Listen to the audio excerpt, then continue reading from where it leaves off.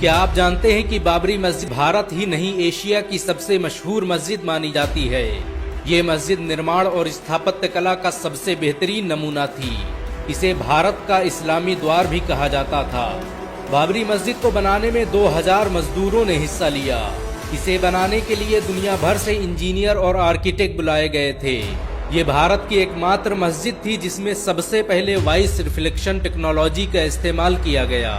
बाबरी मस्जिद का निर्माण 1528 ईस्वी में बाबर के सेनापति मीर बाकी ने करवाया था। ये 16वीं सदी में बनी उत्तर प्रदेश की सबसे बड़ी मस्जिद थी। बाबरी मस्जिद इस्लामी वास्तुकला का सबसे बेहतरीन नमूना थी। इसे बनाने के लिए दुनिया भर से पत्थर लाए गए थे।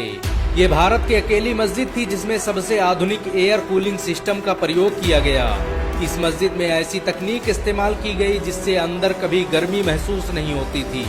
बहुत कम लोग जानते हैं कि बाबरी मस्जिद को बनाने के लिए अयोध्या में कई भट्ठे स्थापित किए गए, जिनमें खास तरह की ईंटों का निर्माण किया जाता था। इस मस्जिद को बनाने के लिए जिन ईंटों का आविष्कार किया गया वो आज पूरे भारत में इस्तेमाल की जाती हैं। आपको ये जानकर शायद हैरानी हो कि बाबरी मस्जिद कभी अयोध्या की सबसे ऊंची इमारतों में से एक थी। एक समय इसमें पहुंचने के लिए बड़ी बड़ी सीढ़ियों का सहारा लेना पड़ता था।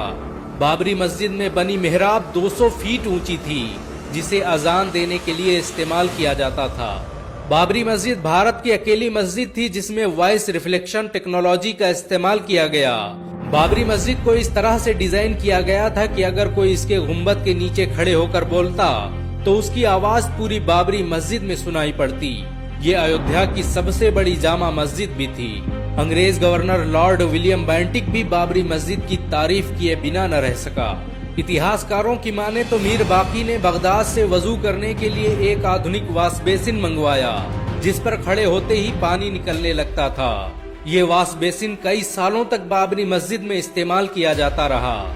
इसकी खोज मशहूर मुस्लिम वैज्ञानिक इस्माइल अल-जज़री ने की थी।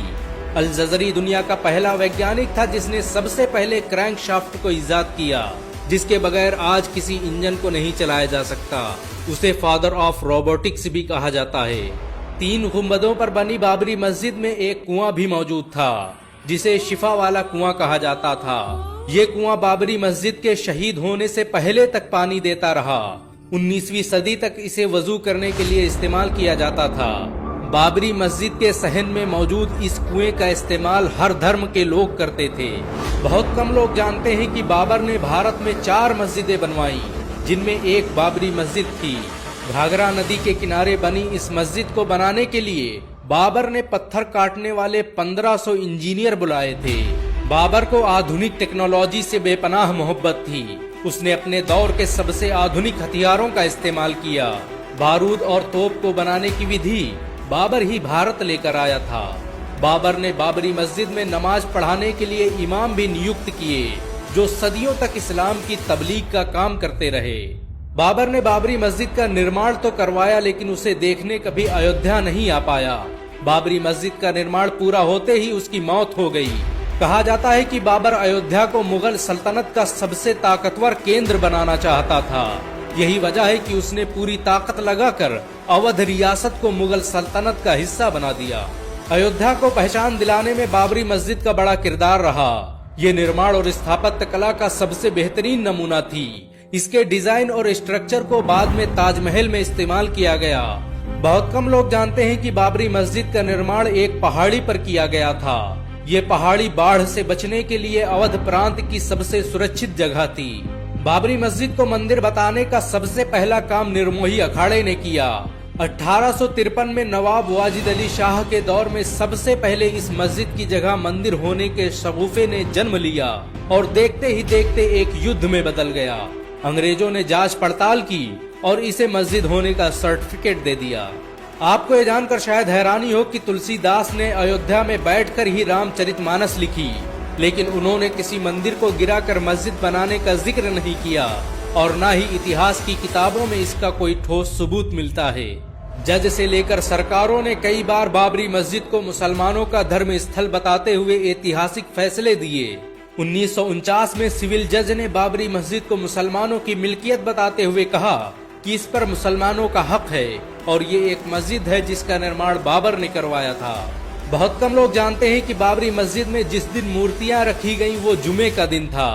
इसी विवाद के बाद फैजाबाद कोर्ट ने मस्जिद में ताला लगा दिया। जिस वक्त बाबरी मस्जिद के साथ ये सब हो रहा था उस वक्त कांग्रेस की सरकार थी। नेहरू ने इस विवाद को सुलझाने के लिए तत्कालीन सीएम गोविंद बल्लभ पंत को आदेश दिए, लेकिन उन्होंने नजरअंदाज कर दिया। 1986 में राजीव गांधी ने मस्जिद के कपाट फिर खोल दिए और उसी वक्त राम मंदिर आंदोलन की शुरुआत हो गई। अडवाणी की रथ यात्रा ने सब कुछ बदल दिया। ये रथ जहां से गुजरा वहां की आबो हवा बदल गई और भारत में एक नई राजनीति का आगाज हो गया। 6 दिसंबर 1992 में अयोध्या में कार सेवा का ऐलान हुआ और फिर चंद लम्हों में 2 लाख कार सेवकों ने बाबर की बनाई इस मस्जिद को धूल में मिला दिया। बाबरी की शहादत भारतीय संविधान का खुला मजाक थी। ये भारतीय इतिहास का काला दिन था। सरकार, अदालत और नौकरशाहों के आंखों के सामने जो हुआ वो अपने आप में एक दस्तावेज है। बाबरी मस्जिद को जिस वक्त शहीद किया गया उस वक्त अयोध्या में धारा 144 लगी हुई थी। बाबरी मस्जिद की शहादत के बाद भारतीय रुपये की वैल्यू अचानक 6% घट गई और महंगाई आसमान छूने लगी। बाबरी की शहादत पर बेरोजगारी इतनी बढ़ी कि आज तक उसे कम नहीं किया जा सका। बाबरी मस्जिद की शहादत के बाद हुए दंगों में भारत को 9,000 करोड़ रुपए का नुकसान हुआ। बाबरी मस्जिद भारतीय इतिहास की सबसे विवादित मस्जिद मानी जाती है। इसके केस में 10 लाख से अधिक पन्नों और 2000 से अधिक दस्तावेजों का इस्तेमाल हुआ। बाबरी मस्जिद के शहीद होने के 10 दिन बाद एक इंक्वायरी कमीशन बनाया गया जिसे 3 महीने के अंदर रिपोर्ट पेश करनी थी, लेकिन उसने 17 साल बाद अपनी रिपोर्ट पेश की और इस तरह लिबराहन आयोग भारतीय इतिहास का सबसे खराब इंक्वायरी कमीशन बन गया। बाबरी मस्जिद की शहादत के जिम्मेदार लोगों पर केस दर्ज करने में सीबीआई को 1 साल लग गए। सीबीआई ने 49 लोगों पर केस दर्ज किया जिसमें सारे लोग बरी हो गए और इस तरह बाबरी मस्जिद को किसने शहीद किया ये आज तक किसी को पता नहीं चला। 30 दिसंबर 2010 को इलाहाबाद हाई कोर्ट ने बाबरी मस्जिद पर फैसला सुनाया और उसे 3 हिस्सों में तकसीम कर दिया। मामला सुप्रीम कोर्ट पहुंचा तो उस जगह पर मंदिर बनाने का आदेश दे दिया गया।